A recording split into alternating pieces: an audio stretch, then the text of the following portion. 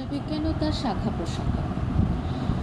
ভাষাবিজ্ঞান কথাটির মধ্যে লুকিয়ে আছে এই বিষয়টির নির্যাস, মানে কি বিষয়ে আমরা আলোচনা করছি সেটাই এর মধ্যে লুকিয়ে আছে। সেটা হচ্ছে ভাষার বিজ্ঞানী হলো ভাষাবিজ্ঞান, যেখানে ভাষা নিয়ে সমস্ত আলাপ আলোচনা হবে বা যে জায়গায় ভাষার কাটাছেঁড়া হবে, কোথা থেকে উৎপত্তি হয়েছে, এর রূপতত্ত্বগত বৈশিষ্ট্য কী, বা এর ব্যাকরণগত বৈশিষ্ট্য কী, বা এই গঠন কিভাবে হয় এই ভাষার শব্দগুলো, বা এই ভাষায় মানুষ কথা বলে কিভাবে, শব্দ বর্ণমালা অ্যালফাবেটসগুলো, সেই সমস্ত বিষয় এই জায়গায় যেখানে আলোচনা হবে সেটা হচ্ছে ভাষাবিজ্ঞান। সেটা যে কোনো ভাষারই হতে পারে। অন্যভাবে বললে ভাষা নিয়ে বিজ্ঞানসম্মত চর্চাই হলো ভাষাবিজ্ঞানের উদ্দেশ্য। ভাষাবিজ্ঞান বিজ্ঞানের অন্যান্য শাখার মতোই নিত্য প্রগতিশীল এবং নিত্য সক্রিয় একটি বিদ্যা। খেয়াল কর, সাহিত্যের সাথে, মানে সাহিত্যের যে সংস্কৃতি যে ব্যাপারটা করলি, তার সাথে ভাষার যে বেসিক ডিফারেন্সটা হবে সেটা হচ্ছে সাহিত্য বা সাহিত্যের ইতিহাস যে জায়গাটা সেটা হয়ে গেছে, সেই হয়ে যাওয়া বিষয়গুলোকে আমরা আরেকটু রিভাইজ করছি। কিন্তু ভাষাবিজ্ঞান এমন একটা সেক্টর, সেই সেক্টরে প্রত্যেক দিন নতুন নতুন কিছু অ্যাড হতে পারে। ভাষা সম্পর্কিত যে কোনো কিছু প্রত্যেক দিন নতুন অ্যাড হতে পারে। সেজন্য বলছে যে নিত্য সক্রিয় একটি বিদ্যা, মানে মরে যায়নি বিদ্যাটা, ইতিহাস নয়, বিজ্ঞান। বিজ্ঞান যেমন প্রগতিশীল, সেরকম এই ভাষাবিজ্ঞানও কিন্তু প্রত্যেক দিন ডেভেলপ করছে। বিজ্ঞান যেমন প্রতিদিন নতুন তথ্য আবিষ্কার করছে এবং সেই নতুন তথ্যের আলোকে সংশোধন ও পরিমার্জন করছে, ভাষাবিজ্ঞান একইভাবে এগিয়ে চলেছে চরম সত্য আবিষ্কারের দিকে।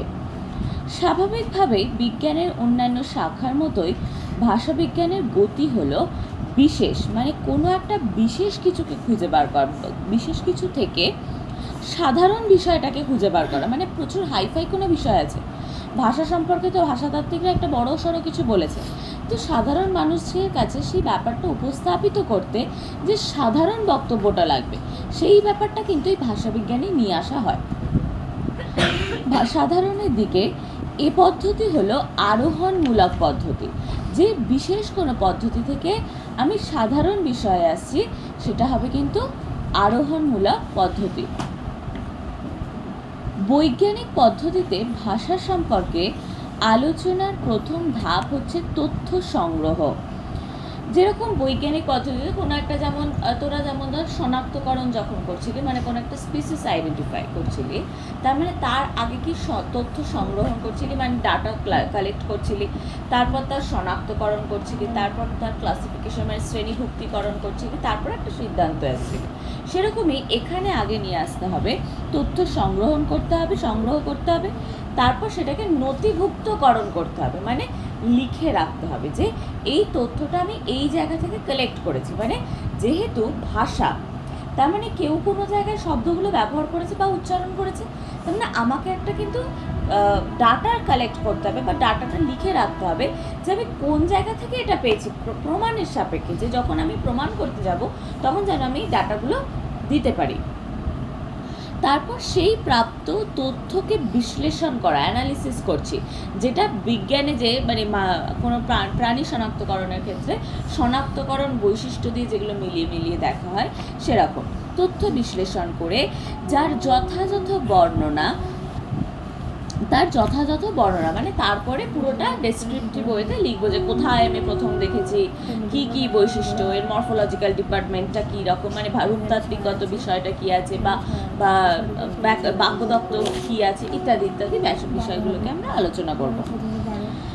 ভাষার উপাদানগুলির একইভাবে বারংবার বিশ্লেষণ থেকে যখন দেখা যায় এই রকম কারণের পরিপ্রেক্ষিতে একই রকমের ফল বা প্রতিক্রিয়া আসছে, তখন পরবর্তী ধাপে সেই ব্যাপারটিকে সাধারণীকরণ করা হয়।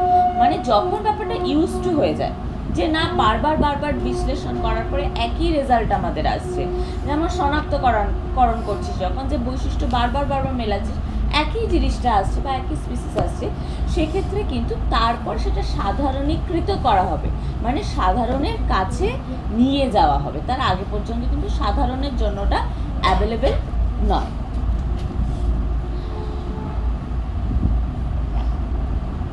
এরপরেই অনুমান বা হাইপোথিসিস খাড়া করার পালা। অনুমান করব, তার মানে এরপরে অনুমান করব যে এটা আর কির সাথে মিল থাকতে পারে বা এটা আর কারা কারা ব্যবহার করতে পারে। এই অনুমান তারপর যাচাইয়ের মাধ্যমে পরিণত হয় সূত্রে। এইভাবে ধাপে ধাপে এগিয়ে চলে ভাষার বিজ্ঞানসম্মত চর্চা। যেমন অ্যাজ ফর এক্সাম্পল আমি বলি, ঝাড়খণ্ডীতেই সম্ভবত ঠিক আছে, আমার ঝাড়খণ্ডী কিংবা রাঢ়ী কোনো তো একটা, রকে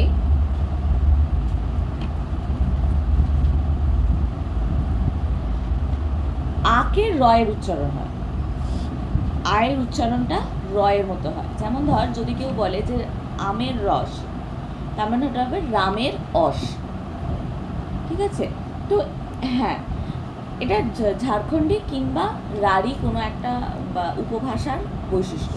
তার মানে এই বৈশিষ্ট্যগুলো কোথা থেকে এসেছে, এরকম বিশ্লেষণ করে করে এসেছে। তারপরে সেটা সাধারণীকরণ করা হয়েছে যে এটা সাধারণের বিষয় এরকমই হয়। তারপরে কি বলেছে দেখ, বলেছে যে সূত্রে পরিণত হয়। প্রথম এটা ওরা অ্যানালিসিস করলেন ভাষাতাত্ত্বিকরা, সেটা তথ্য সংগ্রহ হলো যে কোথায় কোথায় আরও এই সমস্তভাবে কথা বলা হয়। তারপরে ওটা কি যেন তথ্য বিশ্লেষণ করা হলো, তারপরে তার অবজেক্টিভ ডেসক্রিপশন হলো, মানে ব্যাখ্যাটা হলো, তারপরে হাইপোথিসিস চলছে যে অনুমান আর কি কি বৈশিষ্ট্য এর সাথে, মানে এই বৈশিষ্ট্যের সাথে রিলেটেড আর কি বৈশিষ্ট্য আসতে পারে। তারপরে সেটাকে একটা ল করে দেওয়া হলো যে এটাই নিয়ম। তার মানে এখন পৃথিবীতে সবাই জানে যে ওই উপভাষায় অটা রয়ের মতো উচ্চারণ হয় আর রটা অয়ের মতো উচ্চারণ হয়। এটাই হচ্ছে সেই ভাষার সূত্র, এটাই হচ্ছে এই যে সূত্রে পরিণত হয়, যেটা লিঙ্গুইস্টিক ল, এটা কিন্তু সেই বিষয়টা। এইভাবে ধাপে ধাপে এগিয়ে চলে ভাষার বিজ্ঞানসম্মত চর্চা। আমাদের মনে রাখতে হবে ভাষাবিজ্ঞান মানুষের ভাষার চর্চা করে, লিখিত ভাষাবিজ্ঞানের আলোচনায় আসে না। অনেকে মনে করে লিখিত ভাষা ও মুখের ভাষা, এমনকি অনেকে লিখিত ভাষাকেই বেশি গুরুত্বপূর্ণ বলে মনে করেন। আসলে ব্যাপারটি তার বিপরীত। লক্ষ লক্ষ বছর ধরে মানুষ কথা বলছে। মানুষের ভাষার উদ্ভব কিভাবে হয়েছে তা নিয়ে সকলে একমত হতে না পারলেও কয়েক লক্ষ বছর আগে মৌখিক ভাষার কাছে লিখিত ভাষা অনেকটাই নবীন। মৌখিক ভাষা তোর আসছে ধর যবে থেকে মানুষ অঙ্গভঙ্গির মাধ্যমে কথা বলতে শিখেছে, তারপরে শব্দ উচ্চারণ করতে শিখেছে, তারপরে নিজেদের ইশারা এবং শব্দ মিশিয়ে একটা কথা বলতে শিখেছে। তো মৌখিক ভাষা কিন্তু ছিল, কিন্তু এই যে লিখিত ভাষার বয়স কত? চর্যাপদে প্রথম আমরা লিখিত কোনো মেটেরিয়াল বাংলায় পাচ্ছি, আমি অ্যাজ ফর এক্সাম্পল বাংলা ধরছি। তার মানে সেটা 900 সাল, মানে আজকে কত 17 বছরের পুরনো, মানে 1500-1700 বছরের পুরনো ভাষা, লিখিত ভাষা। তাহলে বাংলা ভাষায় কি তার আগে কেউ কথা বলতেন না? বলতেন। সেই জন্যই বলছে যে ভাষা হচ্ছে অনেক পুরনো বিষয়, লেখার থেকেও অনেক পুরনো বিষয় হচ্ছে ভাষা। সেই জন্যই বিজ্ঞানটা কিন্তু ভাষার ওপরেই তৈরি করা হয়েছে, লিখিত ব্যাপারটার ওপরে কিন্তু নয়। ভাষার ওপরে ডিপেন্ড করে লিখিত ব্যাপারটার আলোচনা করা হয়, কিন্তু মেন যে স্ট্রিমটা সেটা কিন্তু ভাষা ওরিয়েন্টেড বা ভাষা নিয়েই আলোচনা করা হয়। আসলে ব্যাপারটি তার বিপরীত। লক্ষ লক্ষ বছর ধরে মানুষ কথা বলছে। মানুষের ভাষার উদ্ভব কিভাবে হয়েছে তা নিয়ে সকলে একমত হতে না পারলেও কয়েক লক্ষ বছর আগে মৌখিক ভাষার কাছে লিখিত ভাষা অনেকটাই নবীন। লেখা শুরু হয়েছে 5-6 কি 7,000 বছর আগে। মুখের ভাষাকে লিখন পদ্ধতি কখনো প্রকাশ করতে পারে না। 5-6 হাজারটা হচ্ছে অল ওভার ওয়ার্ল্ডের কথা বলেছে, ঠিক আছে। আমি যেটা বাংলা ভাষার যে ডেসক্রিপশনটা দিলাম সেটা কিন্তু এটা নয়। বাংলা ভাষার যদি সেই ডেসক্রিপশন মনে করা হয় তাহলে ঋগ্বেদ থেকে মনে করতে হবে, যেটা আরও আগের বিষয়, ঠিক আছে। কি 7,000 বছর আগে, মানে অল ওভার ওয়ার্ল্ডের বেসিসে এটা বলেছে, ঠিক আছে, শুধু বাংলার নয়। মুখের ভাষাকে লিখন পদ্ধতি কখনো সম্পূর্ণ প্রকাশ করতে পারে না। লিখিত ভাষার বহু সীমাবদ্ধতা আছে, কারণ যে কারণে ভাষাবিজ্ঞান কেবল মৌখিক ভাষাকে গুরুত্ব দেয় এই যে যেখানে বহু সহস্র কোটি মানুষ কথা বলে তা বা মৌখিকভাবে ভাষা ব্যবহার করে, সেখানে তার মাত্র কয়েক শতাংশ মানুষ লিখতে জানে। তাই মানুষের মুখের ভাষাকে ভাষাবিজ্ঞানীরা আসল ভাষা বলে মনে করেন। সুতরাং ভাষাবিজ্ঞান হলো সামগ্রিকভাবে ভাষার, অর্থাৎ মানুষের মুখের ভাষার গঠন প্রকৃতি পদ্ধতি সম্পর্কে বিজ্ঞানসম্মত চর্চার নাম। লক্ষণীয় যে ভাষাবিজ্ঞান কোনো বিশেষ দুটো ভাষার কথা বলে না, ভাষাবিজ্ঞান সাধারণভাবে ভাষার কথা বলে। কোনো স্পেসিফিক ভাষা নিয়ে আলোচনা হবে বা স্পেসিফিক কোনো দুটো আলোচনা হবে সেটা কিন্তু নয়, ভাষাবিজ্ঞান সব আলোচনা করবে যার মধ্যে ওই ভাষাগুলোও থাকবে। আবার এর পাশাপাশি ভাষার সঙ্গে সমাজ, ভাষার সঙ্গে মানব মন, ভাষার সঙ্গে সাহিত্যের সম্পর্ক, ভাষা শিক্ষার প্রণালী, ভাষার সঙ্গে স্নায়ুতন্ত্রের সম্পর্ক, এমনকি মানব ভাষার সঙ্গে কম্পিউটারের ভাষার সম্পর্ক, বুলিয়ান যে ব্যাপারটা আছে, যে 1-0 যে ব্যাপারটা, তার মানে মানুষের ভাষা, যেমন ধর একটা যদি বাক্য তুই কম্পিউটারকে ইনস্ট্রাক্ট করিস যে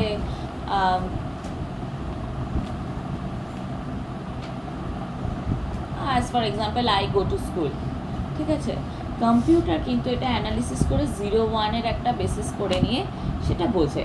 তার মানে মানুষের সাথে কম্পিউটারের সম্পর্ক স্থাপন করছি, মানুষের সাথে মানে এই যে ভাষার সাথে আমি স্নায়ুতন্ত্রের সম্পর্ক স্থাপন করছি। ধর কারুর কথা মানে মুখের কথা একটু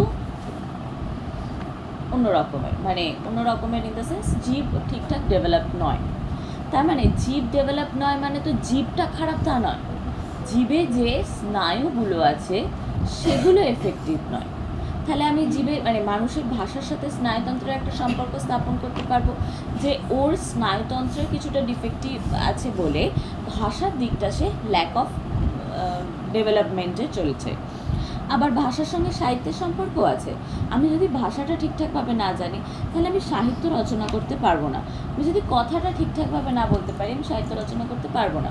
আমি ধর আমরা কথায় বলি লিখছেটা এখন খুব সচেতনভাবে বলি, লিখেছিস চয় হস্যি দন্তেশ্ব, কিন্তু আমরা লিখি কি লিখেছিস, আমরা কিন্তু ওই সময় লেখাটা আর প্রোনাউন্সিয়েশনটা এক করি না, মানে লেখাটা লিখি আর বলি যখন বলি। এইভাবেই সৈয়দ না ওটা কি জানো, আলালের ঘরে দুলাল, কালীপ্রসন্ন শিক্ষক কিন্তু এই ভাষাতেই মানে লিখেছিস, যে ভাষাতে আমরা কথা বলি সেই ভাষাতেই কিন্তু ওনার ওই হুতুম প্যাঁচার নকশাটা লিখেছিলেন যাতে সর্বজন গৃহীত হতে পারে, সবাই পড়তে পারে। ওইটা কিন্তু আবার একটা ভাষা সাহিত্যের ইতিহাসের অন্য রকমের আলোচনার একটা বস্তু, যে আমরা কীভাবে শব্দগুলোকে বলার সময় বিকৃত করি। দুধ বলি না, মা দুধটা নিয়েছ দয়সু দ, কিন্তু আসলে লিখি কি দয়সু ধ। তার মানে আমাদেরও ভাষার কিছু বৈশিষ্ট্য আছে যেটা আমাদের জীবের বা বাঙালি জীবের একটা লেথার্জিক কারণ। আমরা বাঙালিরা মাছ ভাত খেয়ে ভীষণ ঘুমোতে ভালোবাসি না, ফ্র্যাঙ্কলি নদীমাতৃক দেশে মাছ ভাত খেয়ে ঘুমোতে ভীষণ ভালোবাসে সবাই, সেই কারণে ভাষাও আমাদের একটু লেথার্জিক ভাষা, মানে উচ্চারণগুলো যেটা সব থেকে সহজ উচ্চারণ হয় আমরা সেই উচ্চারণটা করতে চাই, কারণ ওই খাটাখাটনির দিকে আমরা যাব না, আমাদের ব্রেন সেট এটা। তার মানে ভাষার সাথে আমরা কত কিছু রিলেশন বার করতে পারবো, আমাদের ডেলি লাইফের অ্যাক্টিভিটি, ব্রেনের মানে অ্যাক্টিভিটি বা স্নায়ুতন্ত্র সমস্ত কিছু আমরা কিন্তু এই ভাষার সাথে রিলেট করতে পারি। তুলনামূলক ঐতিহাসিক এবং বর্ণনামূলক ভাষাবিজ্ঞান। ভাষাবিজ্ঞানের আলোচনা নানা রকম হতে পারে, তার মধ্যে তিনটি বহুল প্রচলিত শাখা হলো তুলনামূলক ভাষাবিজ্ঞান, ঐতিহাসিক ভাষাবিজ্ঞান এবং বর্ণনামূলক ভাষাবিজ্ঞান। তুলনামূলক ভাষাবিজ্ঞানের সূত্রপাত করেছিলেন স্যার উইলিয়াম জোন্স সংস্কৃত, গ্রিক, ল্যাটিন, ফরাসি ভাষার মধ্যে প্রচুর মিল খুঁজে পেয়েছিলেন। তাহলে কোন কোন ভাষা, এটা একটু খেয়াল রাখবি। সংস্কৃত, গ্রিক, ল্যাটিন আর ফরাসি। কিভাবে তিনি করলেন, যে সংস্কৃত ভাষায় যে শব্দটা কিভাবে উচ্চারিত হয়, গ্রিক ভাষায় কিভাবে উচ্চারিত হয়, ফরাসি ভাষায় কিভাবে উচ্চারিত হয়, ল্যাটিন ভাষায় কিভাবে উচ্চারিত হয়, কোনো একটা পার্টিকুলার শব্দ বা কোনো একটা পার্টিকুলার প্যারাগ্রাফকে তিনি এইভাবে মিলিয়েছেন। মেলানোর ফলে যে বৈশিষ্ট্যগুলো মিলেছে সেই বৈশিষ্ট্যগুলোর সাথে তার মানে সেই ভাষাটার মিল আছে বলে তিনি ডিক্লেয়ার করেছেন। এবং তিনি এক বছরে এটা নয়, বহু বছর অ্যানালিসিস করার পরে, তারপরে তার অনুমান করার পরে, হাইপোথিসিস করেছেন, কেন লিখছেন সেটা তিনি ব্যাখ্যা করেছেন। সমস্ত কিছু করার পরে এটা সাধারণীকৃত হয়েছে, মানে সাধারণের কাছে এসেছে যে এই ভাষার সাথে বা বাংলা ভাষার সাথে বা সংস্কৃত ভাষার সাথে ল্যাটিন ভাষার প্রচুর মিল আছে। কারণ সেই সময় যখন ভারতবর্ষের সংস্কৃত শব্দ ব্যবহার হতো বা সংস্কৃততে লেখাটেখা হতো, তখন যখনই বিদেশি শক্তি এসেছে বিভিন্ন সময়, তারা যখন এখানে দপ্তর স্থাপন করেছে, সেই দপ্তর স্থাপন করার উদ্দেশ্যে যখন লোকেরা সেই দপ্তরে কাজ করতে শিখেছে এবং সেই শব্দগুলো কিন্তু অটোমেটিক্যালি সরকারের শব্দ এসে গেছে। যখন মুঘল সরকার এসে, মানে মুঘল শাসন ছিল, তার মানে মুঘল শব্দ যেগুলো শব্দ সেগুলো কিন্তু ভারতবর্ষের বা বাংলা সাহিত্যের মধ্যে ইনক্লুড হয়েছে। কারণ তখন তারা মানে যারা আদি ভারতবর্ষের বাসিন্দা ছিল, মুঘল রাজসভায় কাজ করার উদ্দেশ্যে, মুঘলদের সাথে ওঠা বসার উদ্দেশ্যে মুঘল শব্দগুলোর সাথে তারা পরিচিত হয়েছিল। যেরকম সে ছোটোবেলায় তোদের শব্দ থাকতো না, এই শব্দগুলো কোথা থেকে এসেছে, ওই শব্দগুলো কোথা থেকে এসেছে, সেই ব্যাপারটা যে কেন আমাদের শব্দ ভাণ্ডারের মধ্যে শব্দগুলো এসেছে এবং আসবেও। তুই যখনই খেয়াল করেছিস কিনা আমি জানি না, ধর তুই আরামবাগের সাইডে বা পূর্ব মেদিনীপুর সাইডে কদিন রয়েছিস এবং তাদের ভাষা বা তাদের শব্দগুলো কানে শুনেছিস, তুই কিছুদিন পরে খেয়াল করবি বা বেশ কিছুদিন ওখানে থেকেওছিস, তারপরে ফিরে যখন তুই কথা বলতে যাবি খেয়াল করবি যে তোর ভাষার মধ্যে বা তোর কথার মধ্যে সেই পূর্ব মেদিনীপুরের সুর বা আরামবাগের সুরের মধ্যে একটা মিল তুই পাচ্ছিস। সেটা কেন? কারণ আমাদের কান যেটা শোনে সেই ব্যাপারটাই কিন্তু ডেভেলপ করতে থাকে, যে ওটাই ও তার মানে অ্যাডাপ্ট করতে থাকে। কারোর সাথে ধর কোনো একটা মানুষের সাথে তুই খুব আত্মিক বোধ রাখার চেষ্টা করছিস বা আত্মিক করার চেষ্টা করছিস নিজেকে, তার মানে তার যে হ্যাবিটগুলো বা ধর তার কিছু ছোট ছোট বিষয় আছে, কথা বলার সময় হাত পা নাড়ানো বা ধর কোনো বিশেষ শব্দকে বারবার ব্যবহার করা, এই শব্দগুলো কিন্তু তুই যাকে অনুকরণ করার চেষ্টা করছিস তোর মধ্যে অটোমেটিক্যালি চলে আসবে। সেটা তুই বুঝতে পারবি না বা তুই সচেতনভাবে করবি না, মানে এগুলো আসেও। তিনি বলেছিলেন যে এই ভাষাগুলির মধ্যে একটি ঐক্যসূত্র আছে, কারণ এই ভাষাগুলি একটি মূল ভাষা থেকে উৎপন্ন। জোনসের পরবর্তীকালে ঊনবিংশ শতাব্দীর গোড়ায় ইউরোপের গবেষকরা প্রমাণ করলেন যে জোনসের ধারণা অভ্রান্ত, মানে এটা আরও অনেকে পরবর্তীকালে প্রমাণ করেছিলেন। হ্যাঁ, অভ্রান্ত মানে হচ্ছে ভ্রান্ত নয়, ভুল নয়। সংস্কৃত, গ্রিক, ল্যাটিন এই ভাষার উৎপত্তির মূলে রয়েছে একটি প্রধান ভাষা।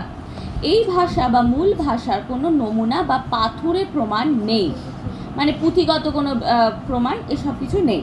তবে সংস্কৃত, গ্রিক, ল্যাটিন প্রভৃতি ভাষাগুলির তুলনা করে এই মূল ভাষার একটি কাঠামো পরিকল্পনা করা যায়। তোরা ক্লাস 9-এ অঙ্ক করেছিলিস যখন, ওই তোর ফ্যাক্টর, জিরো ফ্যাক্টর ধরে যে অঙ্কগুলো করতিস মনে আছে, মানে x=0 বার করে ওই যে জায়গাটা করতিস কী করে, ব্যাকে যেতিস তো, আগে প্রথমে বার করে নিতিস একটা উৎপাদক, তারপরে পরের লাইনটা করতিস ওপরের দিকে, তারপরে যেতিস।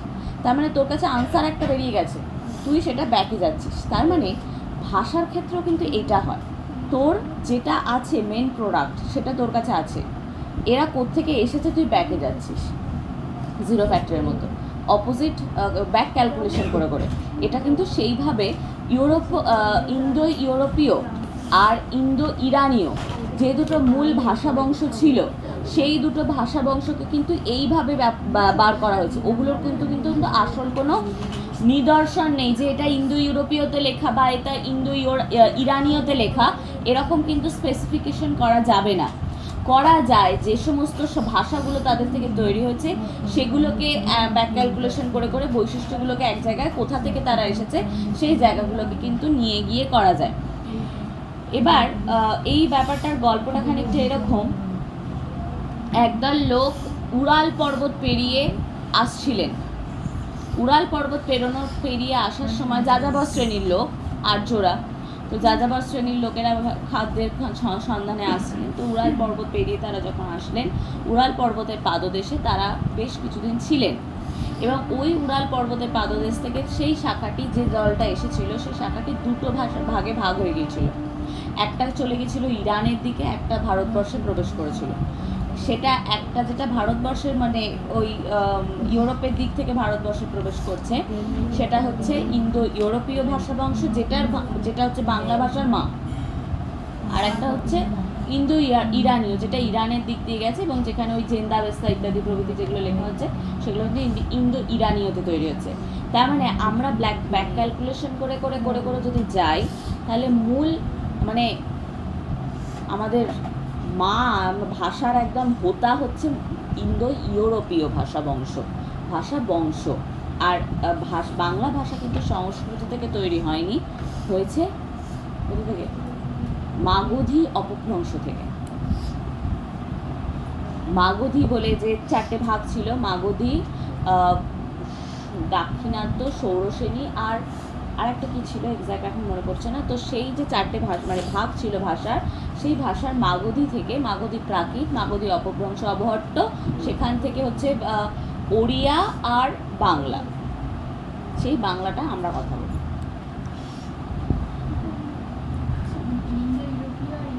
ইরানীয় দুটো মেন ভাষা হয়েছিল, যেটা উড়াল পর্বতের ওখানে ভাগ হয়েছিল। না, সেটা তো উড়াল পর্বতের ওদিক থেকে এসেছিল, ওটা কোথা থেকে এসেছিল সেটা তো বোঝা যাবে। তারা উড়াল পর্বত পেরিয়ে এসেছিল, এসে উড়াল পর্বতের পাদদেশে বেশ কিছু বছর ছিল, থাকার পর যখন সেই অঞ্চলে খাদ্য আবার শেষ হয়ে গেছিলো যাযাবর শ্রেণী, তো আবার তাদেরকে অন্য জায়গায় যেতে হবে, তো সেইখান থেকে দুটো শাখায় ভাগ হয়ে গেছিল। একটা উড়াল পর্বত মানে তো তোর রাশিয়ার পাদদেশ বা তোর ইউরোপের শুরু, তো সেই জায়গা থেকে ভারতবর্ষে প্রবেশ করছে একটা দল, একটা ইরানের দিকে চলে যাচ্ছে। সেটা যেটা ভারতবর্ষে প্রবেশ করছে সেটা হচ্ছে ইন্দো ইউরোপীয়, আর যেটা ইরানে চলে যাচ্ছে সেটা হচ্ছে ইন্দো ইরানি। যেহেতু ইন্ডিয়া আর ইউরোপের শুরুর জায়গাটায় হয়েছে, সেই জায়গা থেকে ভাগ হচ্ছে, সেই জন্য ইন্দো শব্দটাকে কিন্তু ইনক্লুড করা হয়। ভাষাবিজ্ঞান ঐতিহাস না কোথায় গেল, তবে এই ভাষার নামকরণ ইন্দো ইউরোপীয়। সমগ্র ঊনবিংশ শতাব্দী জুড়ে, ঊনবিংশ শতাব্দী মানে হচ্ছে কত সাল? 1800 সাল, 1800 থেকে 1899 পর্যন্ত হচ্ছে ঊনবিংশ শতাব্দী। যা সাল তার একটা বেশি হচ্ছে শতাব্দী, এখন 2026 মানে হচ্ছে একবিংশ শতাব্দী।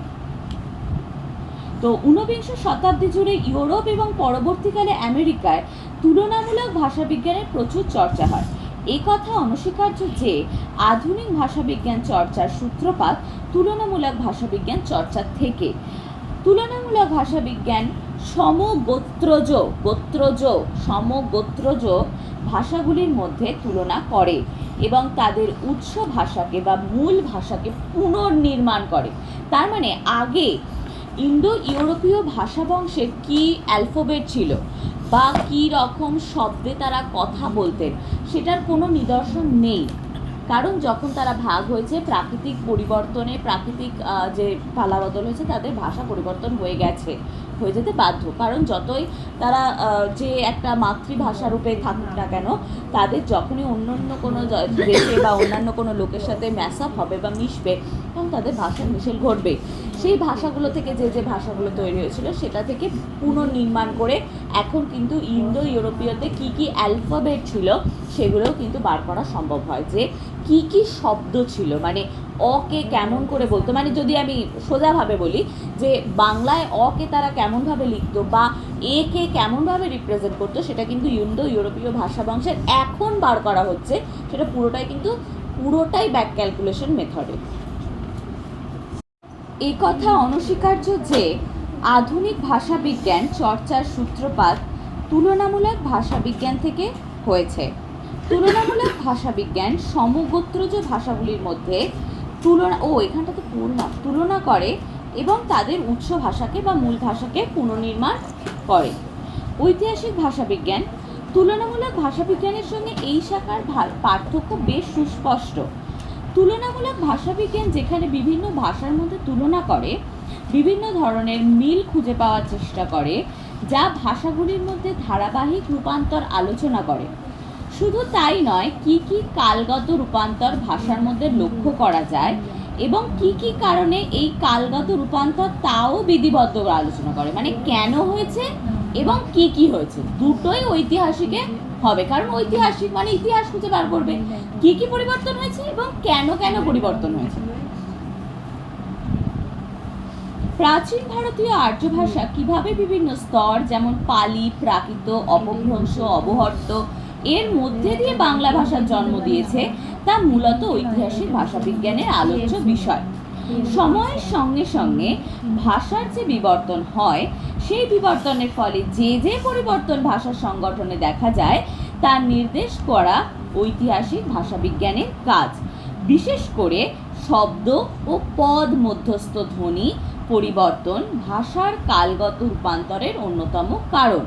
শব্দ এবং পদ মধ্যস্থ ধ্বনি কোনো মানুষের ভৌগোলিক অবস্থানের ওপর ডিপেন্ড করে তার জীবের গঠনও তৈরি হয়। আমেরিকান অ্যাকসেন্ট আর ব্রিটিশ অ্যাকসেন্ট কিন্তু ডিফারেন্ট হয়। দুটো অ্যাকসেন্ট কিন্তু মানে জেনারেলি 95% লোক একই সাথে উচ্চারণটা করতে পারে না, আবার কিছু লোক আছে দুটো অ্যাকসেন্টই খুব ভালোভাবে উচ্চারণ করতে পারে। তাহলে সেটা হচ্ছে পুরোটাই ব্রিটিশ আর কি জানো ইউরোপিয়ান ইংলিশ, দুটোই তো ইংলিশ। তাহলে ডিফারেন্সটা হয়েছে কিন্তু পুরোটাই জীবের গঠন বা কথা বলার ভঙ্গিমার ওপরে, যেটা আগেও বলছিলাম। উত্তর আমেরিকার উত্তর কলকাতার বাংলা আর দক্ষিণ কলকাতার বাংলা দুটোই বাংলা, কিন্তু ডিফারেন্স হয়েছে তাদের জীবের গঠনের জন্য বা পারিপার্শ্বিকতার জন্য। উত্তর কলকাতার মধ্যে একটা হেরিডিটি ব্যাপার আছে, হেরিটেজ ব্যাপার আছে, একটা পুরনো ব্যাপার আছে, তাই পুরনো যেরকম উচ্চারণ বা পুরনো যে শব্দ সেই শব্দ কিন্তু উত্তর কলকাতায় ব্যবহার হয়। দক্ষিণ কলকাতা তুলনামূলকভাবে অনেকটা নবীন, অনেকটা নতুন, সেই জন্য অতটা হেরিটেজ ভাষার মধ্যেও দেখা কিন্তু যায় না। ঐতিহাসিক ভাষাবিজ্ঞান এই ধ্বনি পরিবর্তনের কারণ ও বিভিন্ন ধরনের ধ্বনির পরিবর্তন যা ভাষার মধ্যে ক্রিয়া করে তা অনুসন্ধান করে। বর্ণনামূলক ভাষাবিজ্ঞান ভাষার ইতিহাস বা অতীত নিয়ে কোনোভাবে আলোচনা করে না, বর্ণনা পুরোটাই ডেসক্রিপশন হবে, বরং সমকালীন প্রচলিত ভাষার গঠন রীতি কীভাবে গঠন হয়েছে সেটা বিচার বিশ্লেষণ করে। বর্ণনামূলক ভাষাবিজ্ঞানের সূত্রপাত হয়েছিল বিংশ শতাব্দীর গোড়ার দিকে, মানে 19 শতকে, মানে 1900 থেকে 1999 পর্যন্ত বিংশ শতাব্দী, তার মানে এর গোড়ার দিকে মানে 1900 সালে এই ব্যাপারটা বর্ণনামূলক ভাষাবিজ্ঞানের আলোচনাটা শুরু হয়েছিল। গোড়ার দিকে প্রধানত ইউরোপ ও পরবর্তীকালে মার্কিন দেশে যে ভাষার কোনো অতীত নিদর্শন নেই অথবা যে ভাষা এখনো পর্যন্ত লিপিবদ্ধ হয়নি সেই ভাষার আলোচনার জন্য বর্ণনামূলক ভাষাবিজ্ঞানের গুরুত্ব অপরিসীম। এই শাখার মতে কোনো ভাষার আলোচনার প্রধান 4টি বিষয় ধ্বনিবিজ্ঞান ও ধ্বনিতত্ত্ব, রূপতত্ত্ব, বাক্যতত্ত্ব ও শব্দার্থতত্ত্ব। মানে রূপতত্ত্ব মানে হচ্ছে ব্যাকরণটা কীরকমভাবে কী ব্যাকরণে ইউজ হয় বা শব্দগুলো। বাক্যতত্ত্ব মানে বাক্য কীভাবে গঠিত হবে বা বাক্যের মানে কোথায় কী বসালে কী উচ্চারণ হয় বা কী মানেটা তৈরি হবে। এবং শব্দার্থতত্ত্ব, কী শব্দ ছিল, কীভাবে পরিবর্তন হয়েছে, কী কারণে পরিবর্তন হয়েছে সেটা কিন্তু এখানে আলোচনা হবে। ধ্বনিবিজ্ঞান আলোচনা করে কিভাবে বাকযন্ত্রের সাহায্যে ধ্বনি সমষ্টি উচ্চারিত হয় এসব নিয়ে কিন্তু আলোচনা হবে। ধ্বনিতত্ত্বের আলোচনায় আমরা পাই কোনো একটি বিশেষ ভাষার ব্যবহৃত ধ্বনিগুলির বিচার বিশ্লেষণ। রূপতত্ত্বের বিষয় পদের গঠন, পদের যে ছোট ভাষার একক রূপের নানান প্রযুক্তি। বাক্যতত্ত্বের বিষয় হলো বাক্যের সার্বিক আলোচনা ও বিচার বিশ্লেষণ। শব্দার্থতত্ত্বের বিষয় শব্দের অর্থ পর্যালোচনা। বর্ণনামূলক ভাষাবিজ্ঞান ভাষার সংগঠনে আলোচনার উপর বেশি গুরুত্ব আরোপ করে।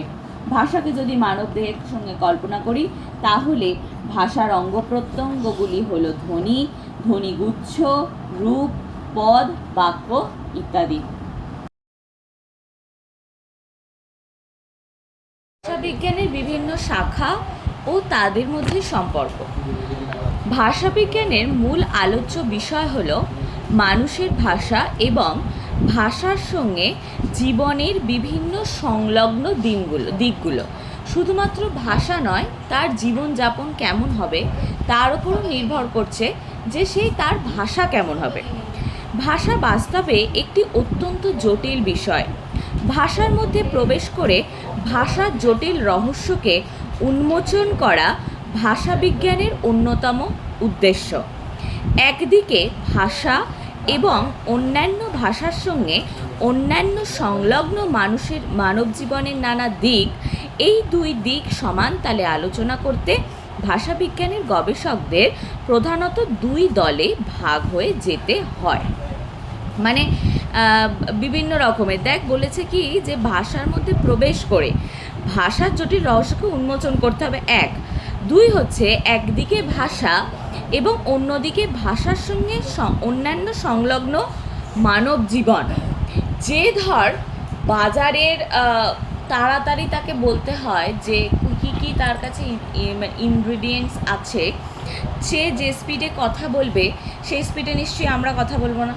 এবার সেই স্পিডে যখন তাকে কথা বলতে হবে বা সেই স্পিড তখন তাকে মেনটেন করতে হবে, তখন তার জিভ এমনি একটু ফার্স্ট আর একটু জড়িয়ে যাবে এবং তার ভাষা পরিবর্তনই হয়ে যাবে। ভাষা পরিবর্তন হয়ে যাবে মানে শব্দগুলো পরিবর্তন হয়ে যাবে। দেবী কথা বললে ওরা বোঝা যায় না অত তাড়াতাড়ি, মানে বাজারের কাকুরা কথা বললে অত সহজে তাড়াতাড়ি বোঝা যায় না, এত জোরে জোরে কথা বলে। তো আচ্ছা, এই দুটো জিনিস সমানভাবে আলোচনা করতে হবে। তো এই দুটো জিনিস সমানভাবে আলোচনা করতে গিয়ে দুটো দলে ভাগ হয়ে যান ভাষাবিজ্ঞানীরা। একটা হচ্ছে প্রধান ভাষাবিজ্ঞান আর একটা হচ্ছে ফলিত ভাষাবিজ্ঞান। প্রথম ক্ষেত্রে ভাষার কেন্দ্রীয় চরিত্র, বিন্যাস এবং গঠন প্রণালী আলোচিত হয়। কি না, ভাষার কেন্দ্রীয় চরিত্র, বিন্যাস এবং গঠন প্রণালী আলোচনা করা হচ্ছে।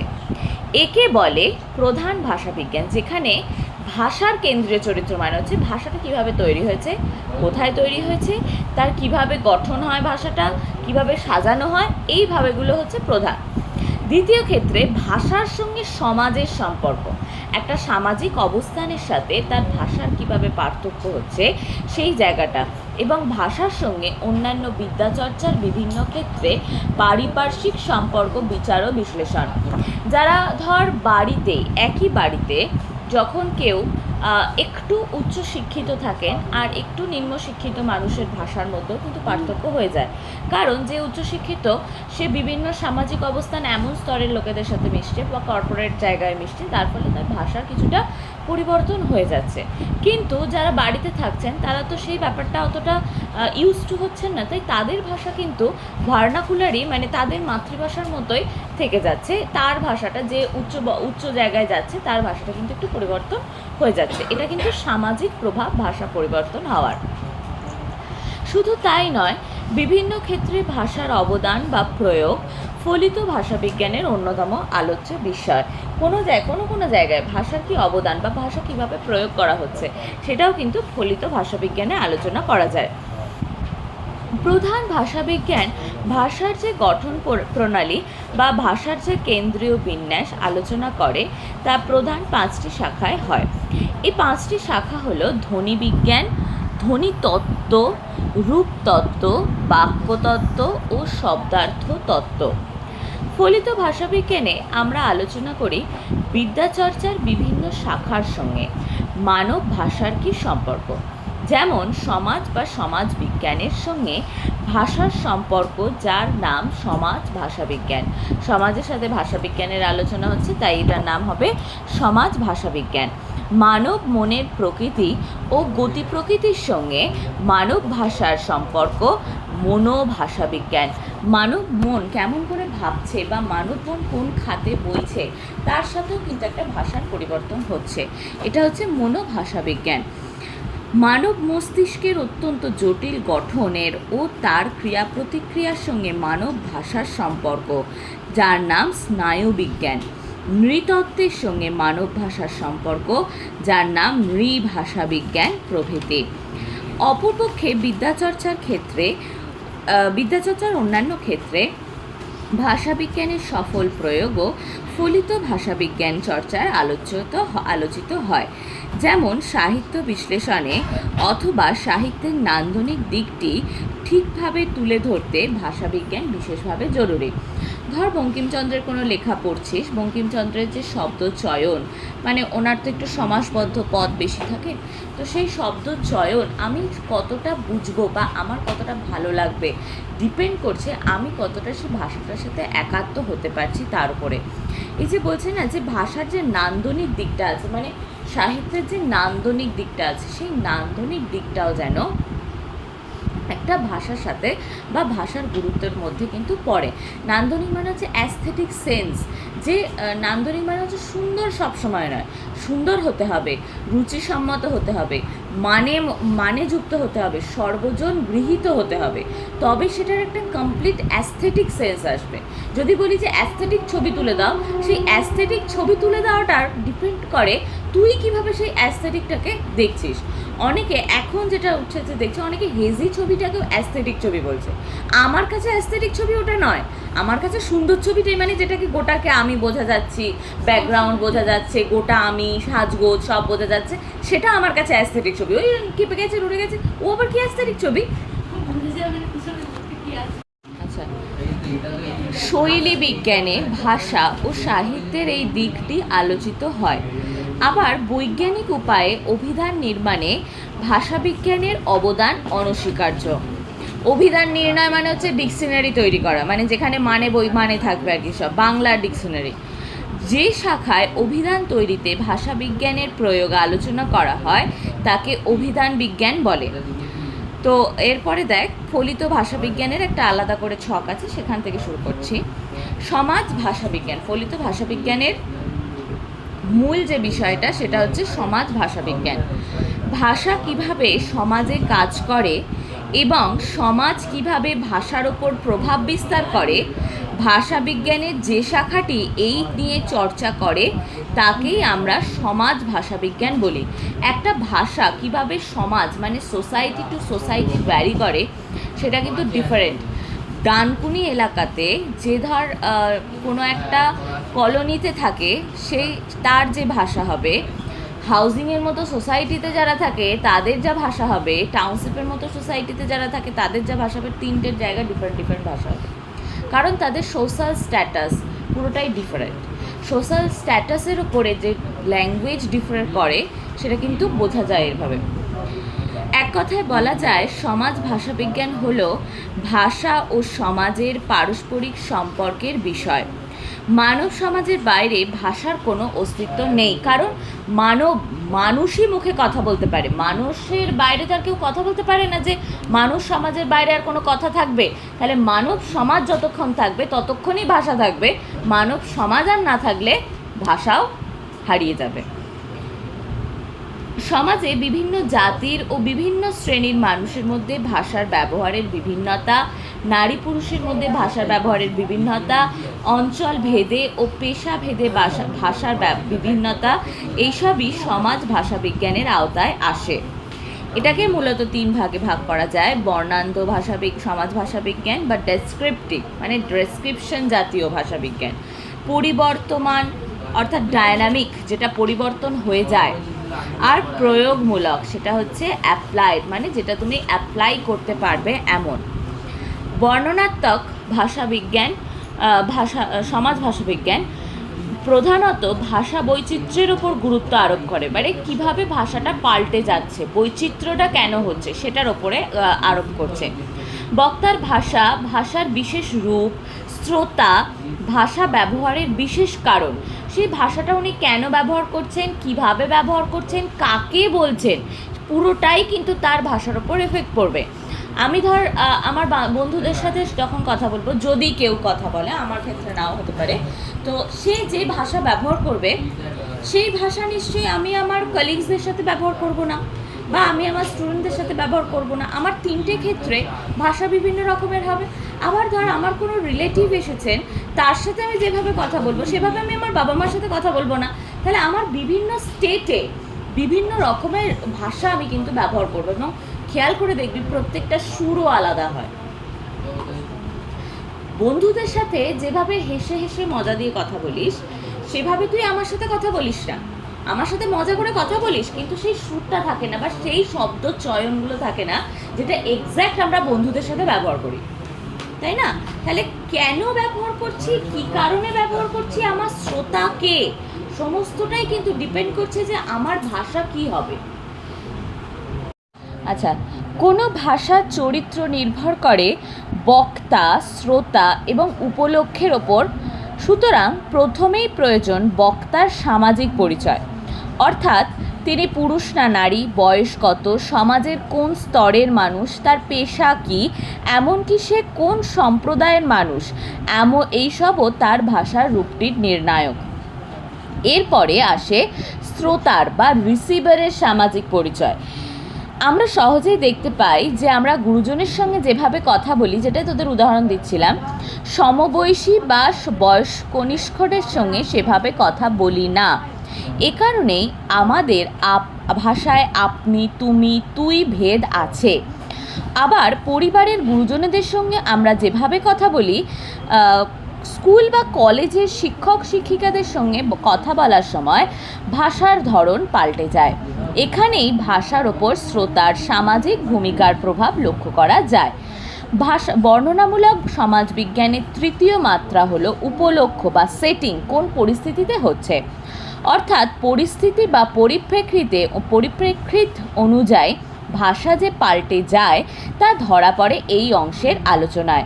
সভা সমিতির ভাষা, শ্রেণীকক্ষের ভাষা, ঝগড়ার ভাষা, আইনের ভাষা, খবরের কাগজের ভাষা, প্রত্যেকটি ভাষার ধরন কিন্তু আলাদা আলাদা। উপভাষা অঞ্চলে বাঙালি ছাত্ররা স্কুলে মান্য বাংলা বললেও, মান্য বাংলা মানে হচ্ছে যে বাংলা সবাই কথা বলে সেই বাংলা পড়লেও, বাড়িতে তারা বাংলার কোনো একটি উপভাষাতে কথা বলেন। তার মানে লিখছেন বা পড়ছেন ওরা বাংলাতেই, মানে মান্য বাংলাতে, কিন্তু তাদের বাড়িতে কথাবার্তা হচ্ছে কিন্তু আঞ্চলিক ভাষাটাতেই। সুতরাং কোথায় কথা বলা হচ্ছে এটি ভাষার ক্ষেত্রে একটি বড় ভূমিকা গ্রহণ করে। এই যে উপলক্ষ অনুযায়ী ভাষার বা উপভাষার বদল, তাকে সমাজবিজ্ঞানীরা রেজিস্টার বলেন। মানে কোনো একটা পারফেক্ট জায়গায় পাল্টে যাওয়া, কোনো একটা জায়গা অনুযায়ী পাল্টে যাওয়া, এই জায়গাটাকে বিজ্ঞানীরা রেজিস্টার বলছেন। কোনো ব্যক্তির বিশেষ উপভাষার যে বিশেষ রীতি ব্যবহার করা হয় তাকে বলা হয় কোড। সেই ব্যক্তির ভাষা যদি পরিস্থিতি অনুযায়ী বদল নেয় তবে সেই প্রক্রিয়াটিকে বলা হয় কোড বদল। যে ভাষা ব্যবহার করছেন সেটা হচ্ছে তার কোড, পরিস্থিতি অনুযায়ী তিনি যখন ভাষা বদল করছেন তখন সেটাকে বলা হয় কোড বদল, আর পরিস্থিতি অনুযায়ী পাল্টে যাওয়াটাকে, মানে এই পরিস্থিতিটাকে বলা হয় রেজিস্টার। সচল বা পরিবর্তমান সমাজ ভাষা বিজ্ঞান সমাজ ভাষাকে মূলত ইতিহাসের দিক থেকে দেখে যে কোথা থেকে এসেছে শব্দটা বা ভাষাটা। কোনো বিশেষ সমাজ ভাষার উদ্ভব, বিবর্তন, বিস্তার ও সংকোচনের ধারা নিয়ে ভাষাবিজ্ঞানের এই শাখাটি কাজ করে।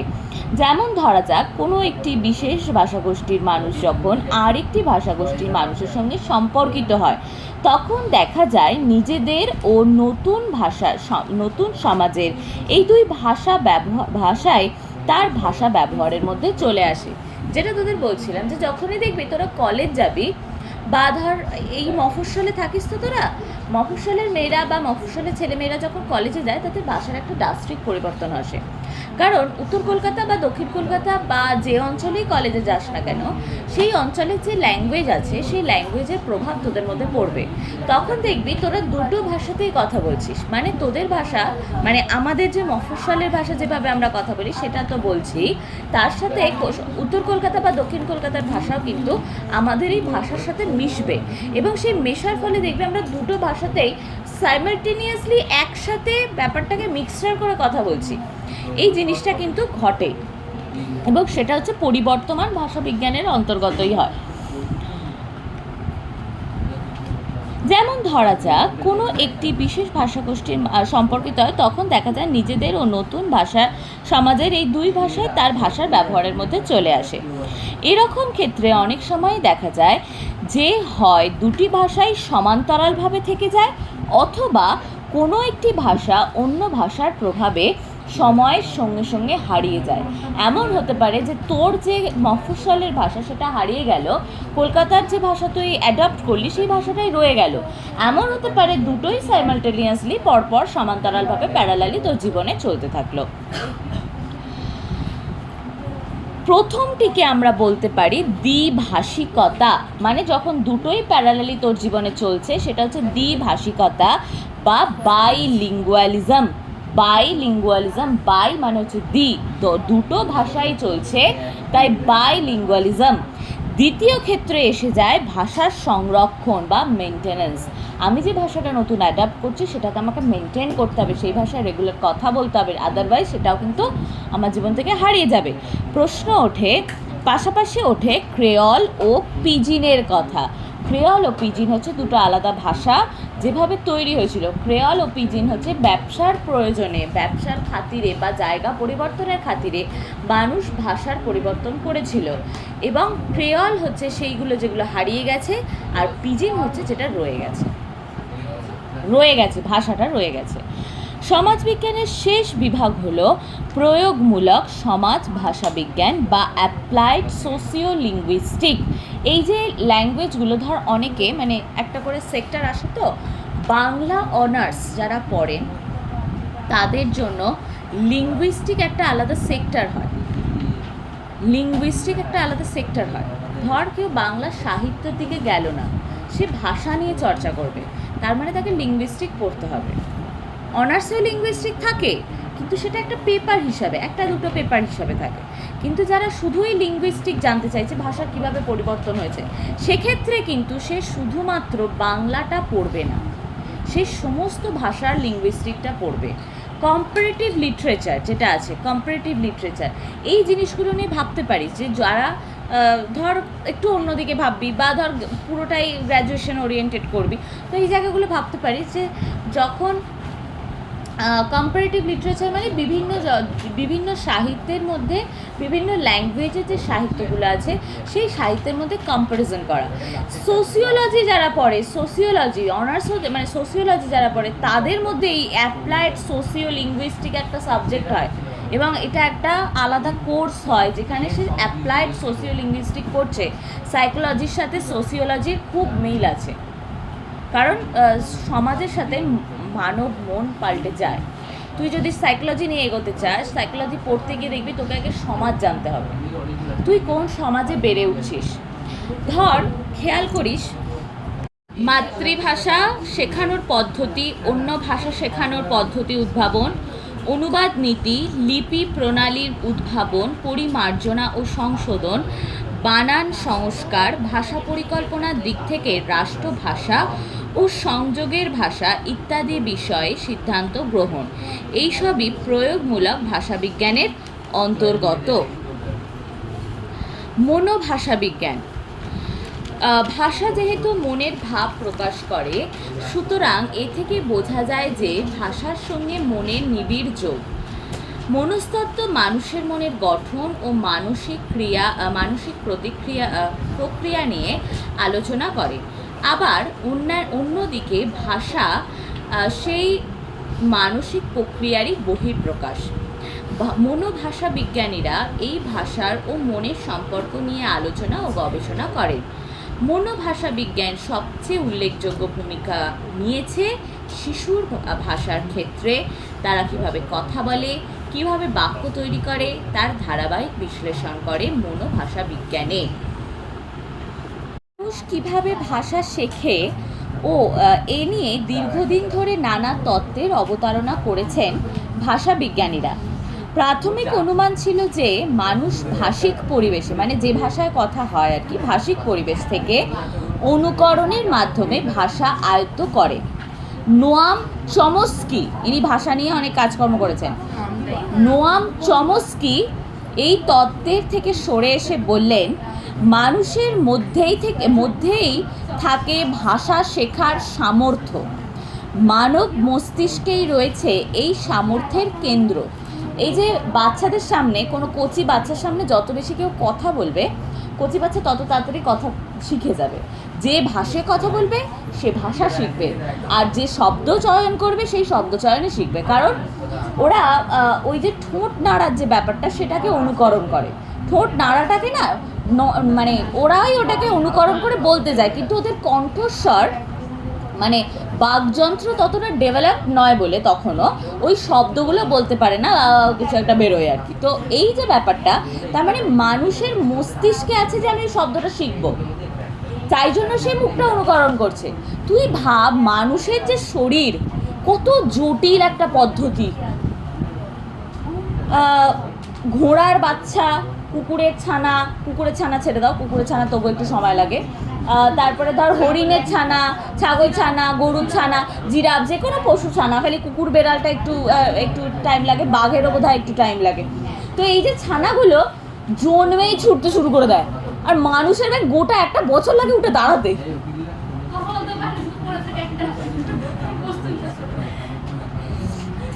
আচ্ছা সে কারণে চমস্কি প্রথমে মস্তিষ্ককে বললেন ভাষা শেখার যন্ত্র, কান কিন্তু নয়।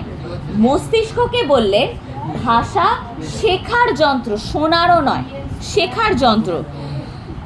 LAD, ল্যাঙ্গুয়েজ অ্যাকুইজিশন ডিভাইস, মানে আইডেন্টিফাই করবে যে আমি কি শুনছি। পরে এই যন্ত্র কথাটির পরিবর্তে ব্যবস্থা কথাটি ব্যবহার করলেন। তার মতে মানব মস্তিষ্কে প্রি প্রোগ্রামড অবস্থায় আছে এমন সব ব্যাকরণ যাকে সর্বজনীন ব্যাকরণ বা ইউনিভার্সাল গ্রামার বলে চিহ্নিত করা হয়। অর্থাৎ কেউ শিক্ষিত নন, কিভাবে কার পরে কি বসাতে হয় সেটা সে জানেন না, কিন্তু তার সত্ত্বেও তিনি বলতে পারবেন, বাক্য বলতে পারবেন, কথা বলতে পারবেন।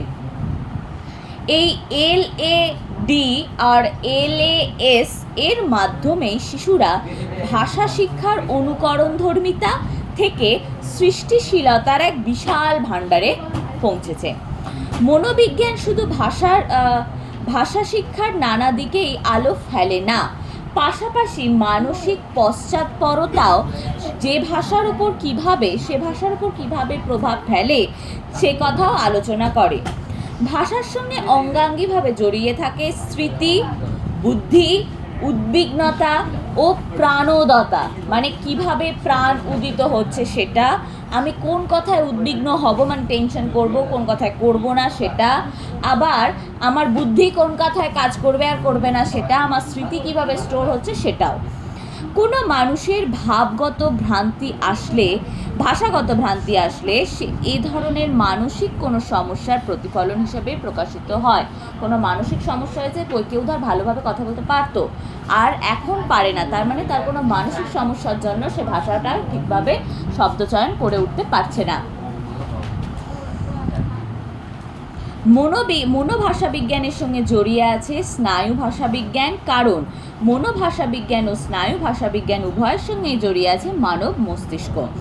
বিভিন্ন প্রকারের ভাষাগত পশ্চাৎপরতা মানে ডিসঅর্ডার আর কি, স্মৃতির অবনতি, সেগুলো মনোভাষা বিজ্ঞানের পাশাপাশি স্নায়ু ভাষা বিজ্ঞানেরও বিষয়। যেগুলো তুই ভাষা বিজ্ঞানের জন্য পড়বি সেটা মানে যেটা তুই মনোভাষা বিজ্ঞানের জন্য পড়াতে হবে সেটা স্নায়ু ভাষা বিজ্ঞানের জন্য সেটাই পড়াতে হবে, মানে সেই বক্তব্যগুলো কিন্তু থাকবে। যেহেতু মস্তিষ্ক হচ্ছে প্রধান লোক, এই মস্তিষ্ক যদি না থাকতো তাহলে আমাদের এত ডেভেলপ হতে সময়ও লাগতো না। মস্তিষ্ক আমাদের শরীরের তুলনামূলক ভারী, যেটা ছোট বাচ্চাদেরও একই ওজন হয় মোটামুটি, সেই কারণেই তারা সোজা হয়ে দাঁড়াতে পারে না প্রথম অবস্থাতেই, যতক্ষণ না শারীরিক ব্যালেন্স ঠিকঠাক থাকছে।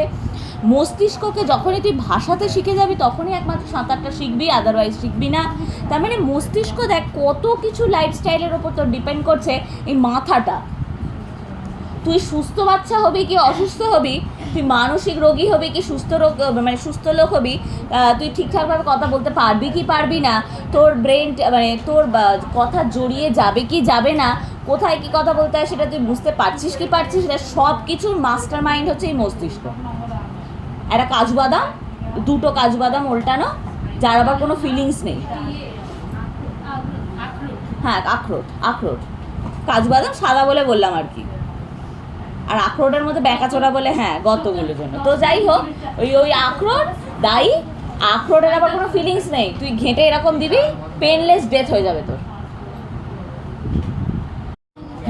স্নায়ু ভাষা বিজ্ঞান, ভাষার সঙ্গে মানব মস্তিষ্কের সম্পর্ক এবং ভাষা ব্যবহারগত সমস্যা, এই দুই স্নায়ু ভাষাবিজ্ঞান আলোচনার মধ্যে পড়ে। ক্ষতিগ্রস্ত অসুস্থ অবস্থায় মানুষের ভাষা ব্যবহারের সমস্যা এবং স্নায়বিক বিক্ষোভের চর্চায় ভাষা ব্যবস্থার মস্তিষ্কের বিভিন্ন অংশের পৃথক দায়িত্ব এবং মস্তিষ্ক বিকাশের সঙ্গে ভাষাগত দক্ষতার সম্পর্ক নিয়ে বহু অজানা বিষয় নিত্য নতুন গবেষণায় জানা যাচ্ছে।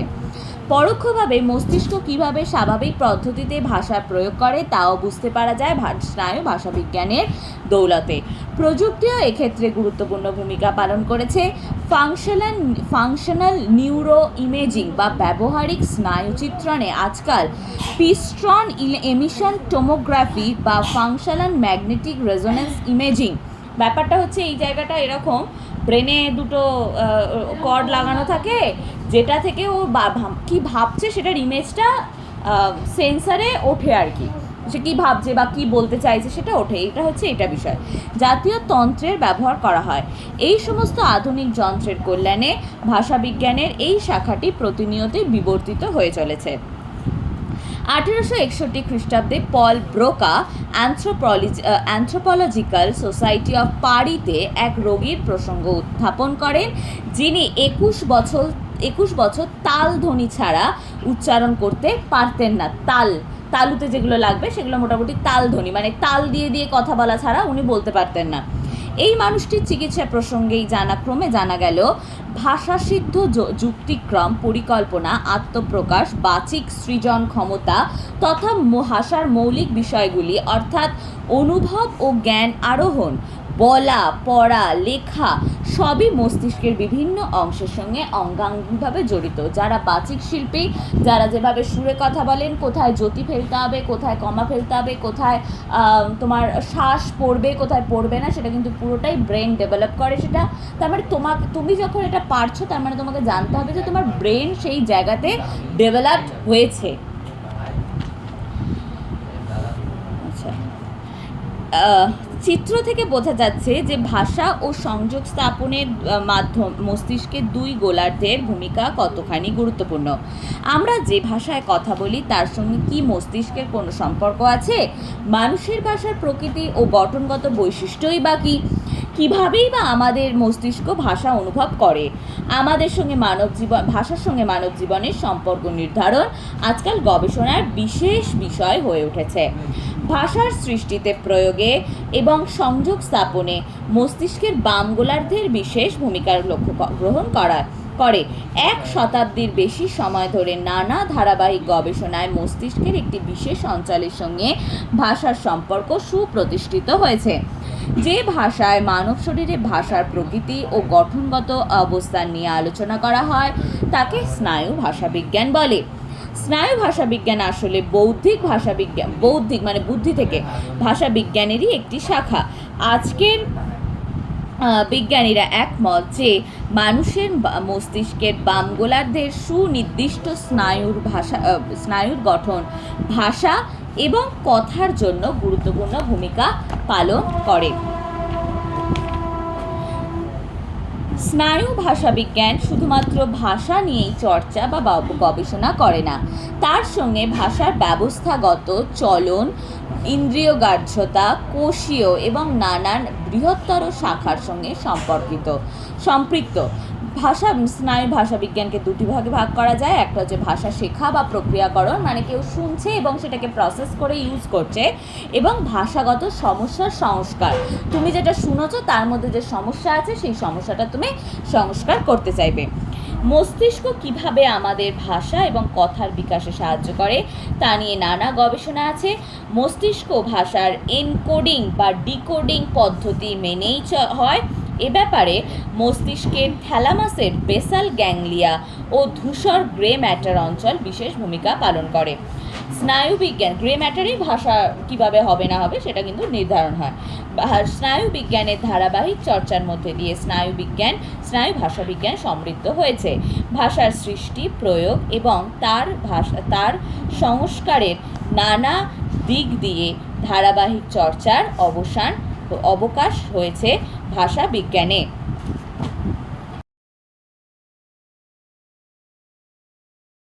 ভাষাবিজ্ঞান। ভাষার উৎপত্তি ভাষাবিজ্ঞানীদের কাছে আজও রহস্যে ঢাকা। মানুষের বিবর্তনের বিভিন্ন ধাপের সঙ্গে সঙ্গে ভাষার উৎপত্তি ও তার বিবর্তন ঘটেছে। ভাষার গঠনের সঙ্গে সমাজ ও সংস্কৃতির যোগ আছে সামাজিক সংস্কার ও বিশ্বাসের সঙ্গেও। প্রতিটি সভ্যতা তাদের নিজের মতন করে ব্যবহার্য জিনিসকে চিহ্নিত করে। এর ফলে ভাষার মধ্যে সৃষ্টি হয় নানা বৈচিত্র্য। উদাহরণ হিসাবে দেখানো যায় যে পারিবারিক সম্পর্কের দিক থেকে ইংরাজি ভাষার তুলনায় বাংলা ভাষার শব্দ সংখ্যা বেশি। মানে পারিবারিক দিক থেকে মানে পরিবারে যে শব্দগুলো ব্যবহার হয় বা পরিবারে যে শব্দগুলো সচরাচর ব্যবহার করা হয়, যে বাচ্চা প্রথম যে শব্দগুলো শোনে সেই ভাষা মানে সেই শব্দগুলো আর ইংরাজি ভাষাতে অনেক কম হয় বাংলা ভাষার তুলনায়। এর থেকে বোঝা যায় যে অন্যান্য সংস্কৃতির চেয়ে বাঙালি সংস্কৃতিতে পারিবারিক সম্পর্কের মূল অনেক বেশি গভীর। পৃথিবীর বিভিন্ন প্রান্তে থাকা আদিবাসী মানুষগুলির ভাষা এখন প্রায় মৃত্যুর পথে।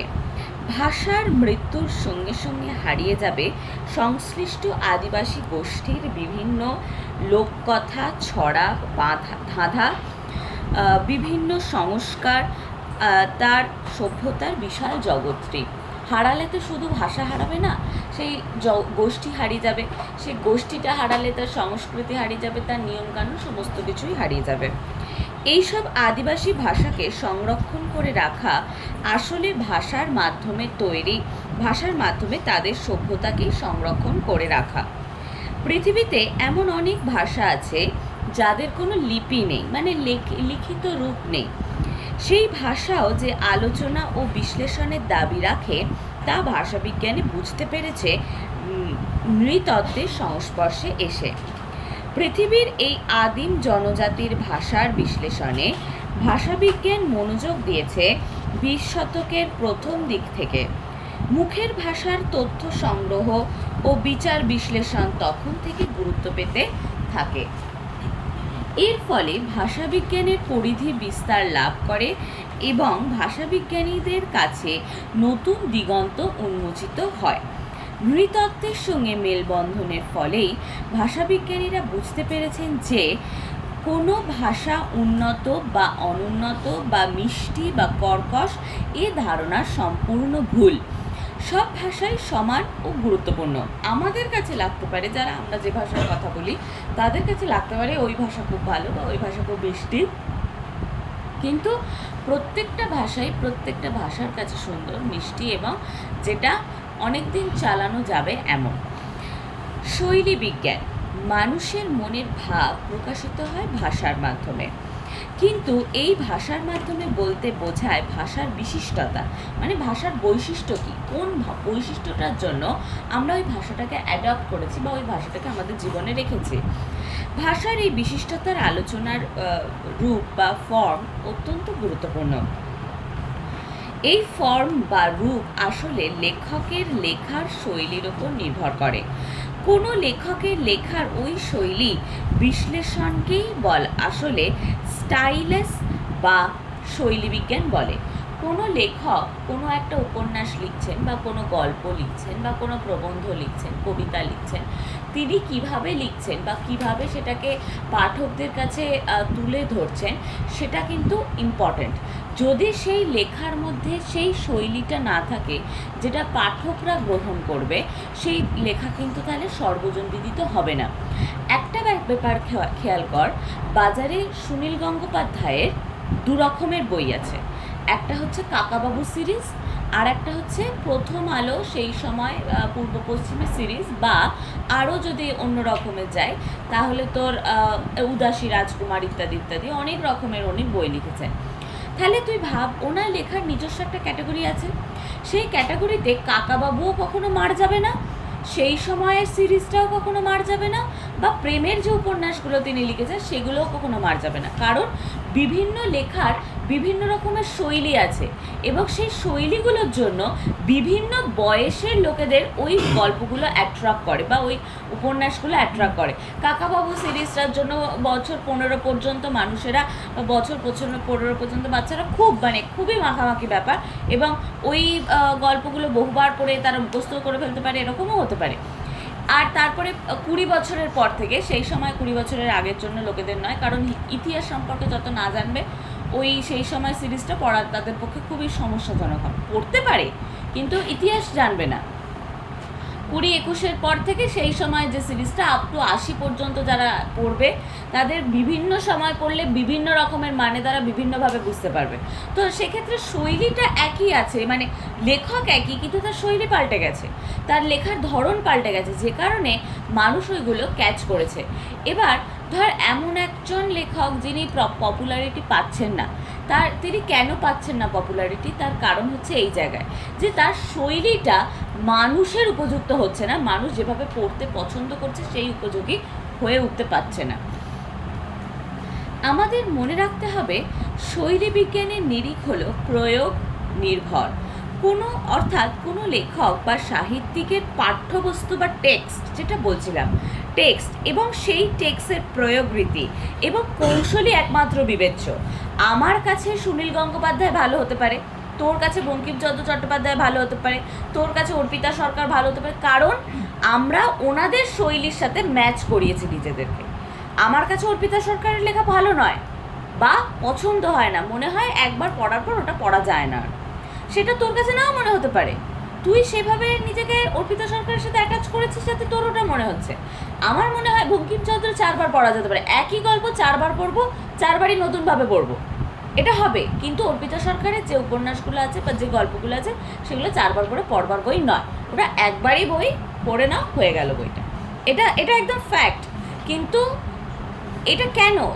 তাদের বিষয়বস্তু, টেক্সট কন্টেন্ট, যেটা কন্টেন্ট, সেই কন্টেন্টের ডিফারেন্সের জন্য। শৈলী বিজ্ঞানের দিক থেকে লিখন শৈলীর বিচার হলো অবজেক্টিভ বা নৈবেক্তিক বিচার, মানে অবজেক্টিভ, এটা দেখতে হবে আগে। কোনো টেক্সট বা পাঠ্যবস্তুর গোড়ার কথা হলো ভাষারীতি। স্যামুয়েল ওয়েলসি একেই বলেছে চিন্তার পোশাক বা দ্য ড্রেস অফ থট। খেয়াল কর, আমি এই লেখাগুলো বলতে গিয়ে একটু রেফারেন্স আনতেই হয়। অর্পিতা সরকার আর দেবারতী মুখোপাধ্যায়ের লেখা কি পড়েছিস দুজন, মানে সবাই? অর্পিতা সরকারের লেখা পড়ে দেখবি একটু ক্রাইম বিষয়ে বা একটু আধুনিক বিষয়ে লেখা, এরকম। তো দেবারতী মুখোপাধ্যায়ের লেখা হচ্ছে একটু ঐতিহাসিক বিষয়ে লেখা, এবং দেবারতী মুখোপাধ্যায় ঐতিহাসিক উপন্যাস লিখছেন আর শরদিন্দু বন্দ্যোপাধ্যায় ঐতিহাসিক উপন্যাস লিখছেন।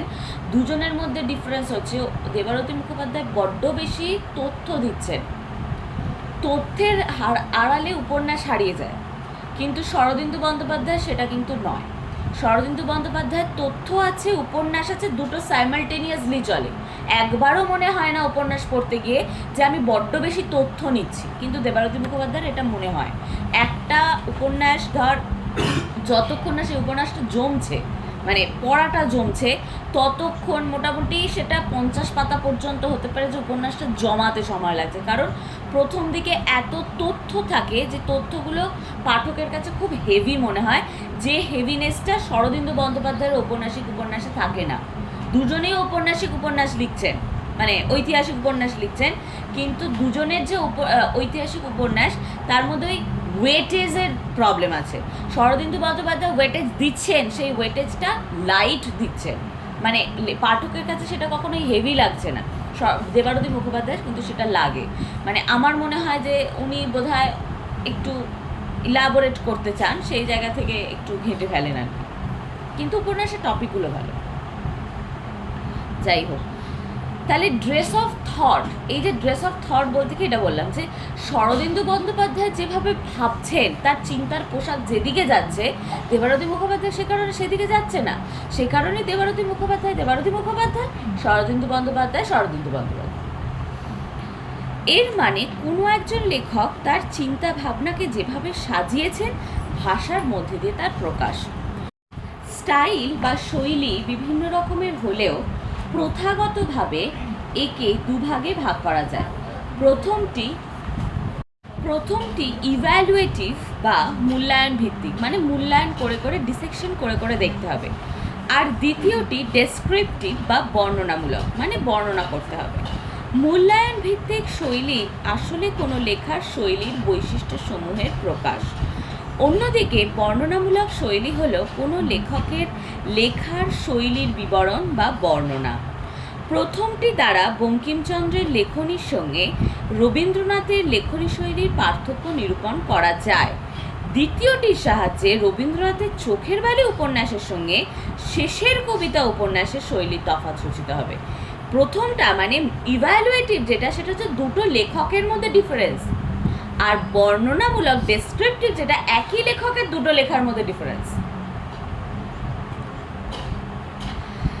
ফেদিনাথ দাস সসুর ভাষার নানা উপাদান, ধ্বনি, রূপ বা শব্দাংশ, বাক্য ইত্যাদি এবং তাদের পরস্পরের সঙ্গে সম্পর্ক, মূল সংবিধি, ভাষার বিভিন্ন উপাদান ও উপাদানগুলির পারস্পরিক সম্পর্কের জাল বিন্যাসকে নাম দিয়েছেন লাং পারোল।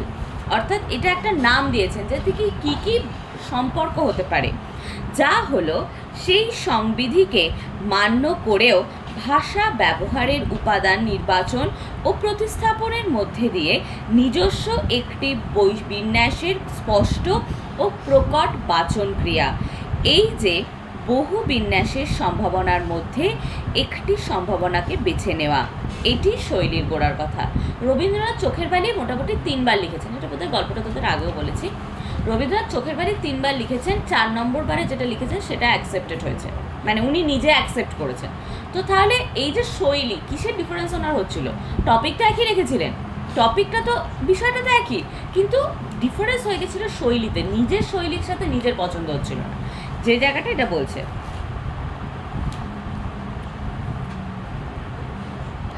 এই যে আচ্ছা, সেই অর্থে শৈলীর বিষয়টি পারোলের এখতিয়ারেই চলে আসবে। আগের আলোচনায় থেকে স্পষ্ট বোঝা যায় শৈলীর মূলে রয়েছে রচনাকারের নির্বাচন, মানে রচনাকার কিভাবে নির্বাচন করবে সেটা। শৈলীকে সচরাচর যে মতাদর্শগুলির আলোয় দেখা যায় সেগুলিকে পর্যালোচনা করলে এই কথাটি প্রমাণ হয়, স্টাইল হলো প্রচলিত আদর্শ থেকে বিচ্যুতি, কিংবা স্টাইল হলো এক ধরনের বিন্যাসের পুনরাবৃত্তি বা সমাহার, কিংবা স্টাইল হলো ব্যাকরণের সম্ভাবনার বিশেষ নিষ্কাশন। উক্তিগুলির মধ্যে সর্বত্রই রচয়িতার নির্বাচনের প্রক্রিয়াটির গুরুত্বকে স্বীকৃতি দেওয়া হয়েছে। যে মুহূর্তে রচনার পরিণামী প্রতিক্রিয়া সম্বন্ধে সচেতনতা তৈরি হয়, তখনই এসে পড়ে নির্বাচনের প্রসঙ্গ। যখনই মনে হয় যে জিনিসটা শেষ হবে কিভাবে বা জিনিসটা লিখবো কিভাবে, তখনই কিন্তু নির্বাচন এসে যায়, কারণ আমাকে ভালো মন্দটা নির্বাচন করে নিতে হবে। ভাষাবিজ্ঞানী মিলিচ একে বলেছেন থিওরিটিক্যাল চয়েস, মানে যেটা আমার পছন্দ, আলংকারিক নির্বাচন। যেমন চোখের ডাক্তার এবং অক্ষি চিকিৎসক দুটো শব্দ হুবহু সমার্থক নয়। দুটি শব্দ ব্যবহারের আমাদের দুরকম প্রতিক্রিয়া হয়, তাতে মাত্রা ভেদ থাকে। নির্বাচন এই কারণেই এত বেশি গুরুত্বপূর্ণ। আমি যদি বলি কোনো একটা গল্পে যে চোখের ডাক্তার এসেছেন আর অক্ষি চিকিৎসক এসেছেন, দুটো কিন্তু আলাদা টেস্টের হবে, দুটো কিন্তু আলাদা মাত্রার হবে। এই নির্বাচনেও নিজস্ব কিছু থাকে। ভাষিক উপাদান ব্যবহারের পৌনঃপুনিকতা এবং প্রয়োগ বৈশিষ্ট্য ও ক্ষেত্রের পার্থক্যই লেখক ভেদে অথবা বিভিন্ন সময় একই লেখকের লেখার স্বাতন্ত্র্য এনে দেয়। এই স্বাতন্ত্র্য তথা শৈলী বিচারে সংখ্যাতত্ত্ব একটি বড় ভূমিকা নিতে পারে। কোনো পাঠ্যবস্তুতে বিভিন্ন নামপদের সংখ্যাগত প্রাধান্য, ক্রিয়া ও ক্রিয়া বিশেষণের অনুপাত, দীর্ঘ ও হ্রাস বাক্যের অনুপাত, পুনরুক্তি ব্যবহার, আতিশয্যমূলক শব্দের ব্যবহার প্রভৃতি সংখ্যাতাত্ত্বিক বিশ্লেষণে এক একজন লেখকের বিশিষ্ট শৈলী তথা ওই রচয়িতার মনের গহীন সৃজনশীল প্রদেশটি সম্বন্ধে অনেক চমকপ্রদ অনুসন্ধান করা সম্ভব। যে তার মানে একটা লেখা থেকে অনেক কিছু বিশ্লেষণ করা যাবে। লেখক কেন এটা লিখেছেন, কিভাবে এটা লিখেছেন, কিভাবে ভেবেছেন, কিভাবে শব্দ চয়ন করেছেন, কিভাবে তার সংখ্যাতাত্ত্বিক বিশ্লেষণ করেছেন, সমস্তটাই বোঝা যাবে শুধুমাত্র তার লেখা পড়ে, শৈলী বিজ্ঞানটাকে আলোচনা করে।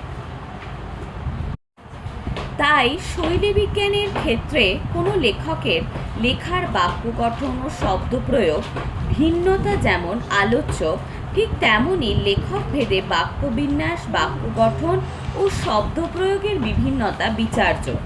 শৈলী বিচার করার ক্ষেত্রে যে প্রকরণ বা টুলগুলি ব্যবহার করা হয় সেগুলি হলো ফোরগ্রাউন্ডিং বা প্রমুখন, মানে কিভাবে সেটা ব্যাকগ্রাউন্ডিং করছে আর কি, ডেভিয়েশন বা বিচ্যুতি, কোন জায়গা থেকে তিনি নিজেকে আলাদা করছেন, প্যারালিজম মানে সমান্তরলতা মানে কোথায় গিয়ে অন্য লেখকদের সাথে তিনি প্যারালাল চলছেন বা নিজের লেখার সাথে তিনি প্যারালাল লাগছে, কোড সুইচিং বা কোড বদল বা সংকেত বদল, কোথায় গিয়ে তিনি ভাষা পাল্টে দিচ্ছেন বা কোথাও গিয়ে তিনি স্ট্র্যাটেজি আবার পাল্টাচ্ছেন, পলিনমি বা বহু স্বরতা বা বহু ধ্বনিতা, মানে একটা লেখার মধ্যেই অনেকগুলো চরিত্র থাকে যাদের মধ্যে বহুগুলো মানে অনেকগুলো কণ্ঠস্বর থাকে, সেইটা তিনি বলছেন।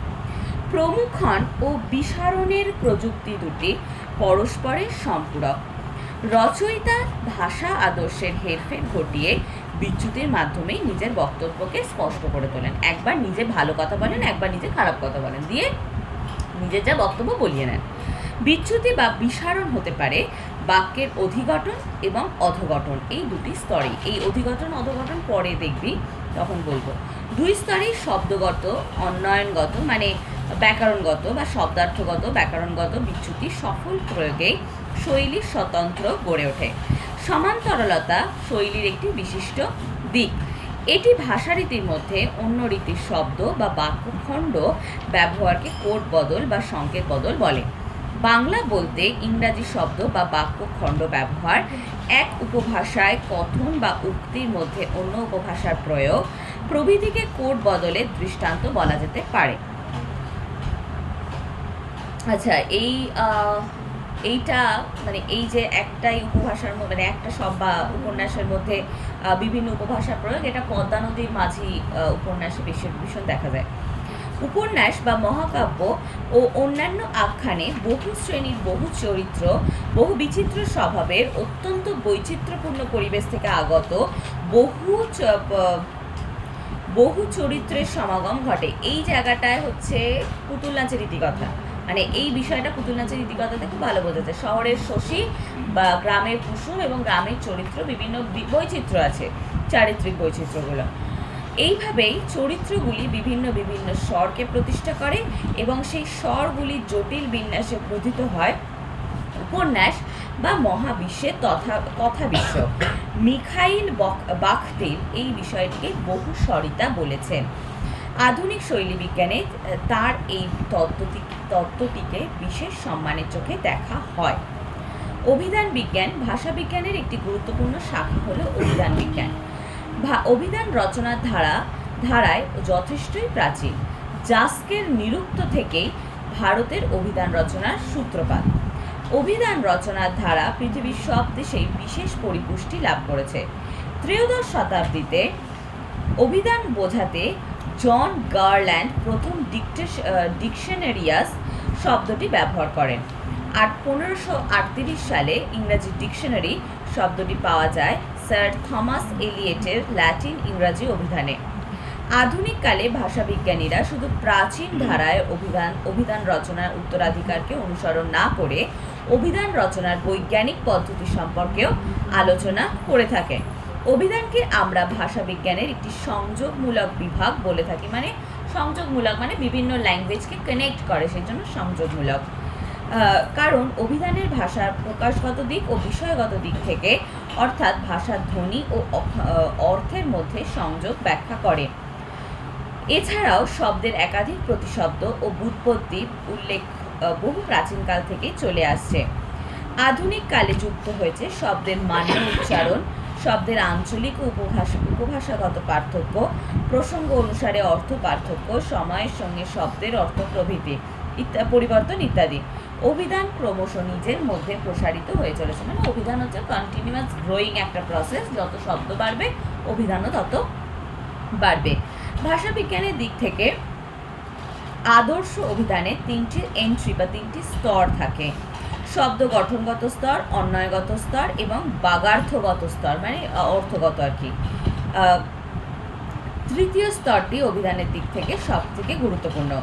অভিধান অনেক রকমের হয়, তার মধ্যে অতি পরিচিত হলো একভাষিক ও দ্বিভাষিক অভিধান, যেখানে এক ভাষাকে সেই ভাষাতে ব্যাখ্যা করা হয়, মানে ইংলিশ টু ইংলিশ যে অভিধানগুলো হবে সেটা হচ্ছে একভাষিক। যেমন বাংলা থেকে বাংলা, ইংরাজি থেকে ইংরাজি। যখন এক ভাষার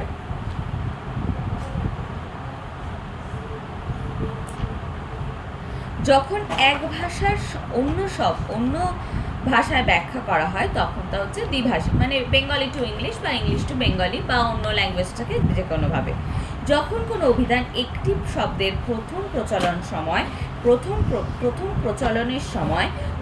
প্রচলনের সময় তার কি অর্থ ছিল, কিভাবে বদল হলো, সাম্প্রতিকতম রূপ বা অর্থ কি, এইসব থাকে, তখন তাকে ইতিহাস ভিত্তিক অভিধান বলা হয়।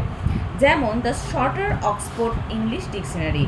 এছাড়াও আরেক রকমের অভিধান হলো বিষয় অভিধান, যেখানে কোনো বিষয়ে নানা কিছু অভিধানের মতো করে সাজানো ও ব্যাখ্যা করা থাকে, যেমন ইতিহাস অভিধান, অর্থনীতির অভিধান, উদ্ভিদবিদ্যার অভিধান ইত্যাদি।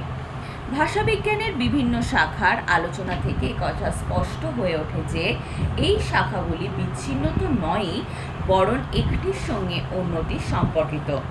মনোভাষাবিজ্ঞান ও স্নায়ু ভাষাবিজ্ঞান যেমন ব্যক্তি মানুষের ভাব প্রকাশের সঙ্গে যুক্ত, তেমনি সমাজ ভাষাবিজ্ঞান ও নৃভাষাবিজ্ঞান সমাজ ও গোষ্ঠীর সভ্যতা ও সংস্কৃতির দিকে আমাদের মনোযোগ আকর্ষণ করে। ভাষার সঙ্গে শব্দ ও স্টাইলের সম্পর্ক থেকেই অভিধান বিজ্ঞান ও শৈলীর সঙ্গে সামগ্রিক ভাষাবিজ্ঞানের সম্পর্ক।